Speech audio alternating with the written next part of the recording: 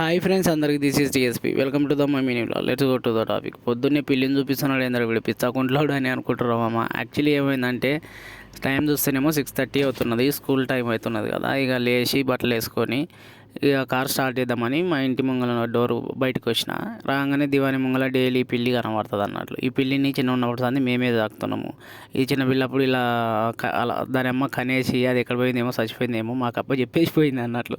So ఇక దానికి తిండి మేము పెట్టుకుంటా ఇక దాన్ని చూసుకుంటా ఉంటే అది మా చుట్టూ తిరుగుతూ ఉంటుంది అన్నట్లు. అదే కాదు, కోవిట్లో ఆల్మోస్ట్ ఎక్కడ పడితే అక్కడ పిల్లులు రోడ్ల మీద, కార్ల దగ్గర, బయట ఇండ్ల కాడ, ఏడంటే ఆడ డస్ట్బిన్ల దగ్గర కనబడతాయి అన్నట్లు.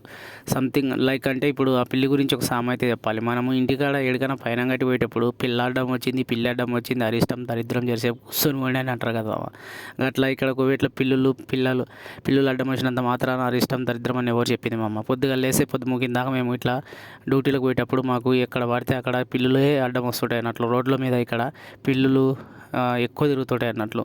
సో అంత మాత్రానికి మాకేమన్నా అవుతున్నదా, చేస్తున్నదా చెప్పు. మేము ఆరాంగా పోయి వస్తుంటాం. ఇంకోటి యాక్చువల్లీ దేవుడు ఏంటంటే ఒక దగ్గర ఒక విధంగా, ఒక దేశంలో ఒక మన ఇంటికాడ ఈ కుక్కలు, నక్కలు, పిల్లులు, ఇవి ఈ మేకలు, గొర్రెలు, బర్రెలు ఎట్లనో ఈ దేశంలో పిల్లులను దేవుడు పుట్టించాడు అన్నట్లు.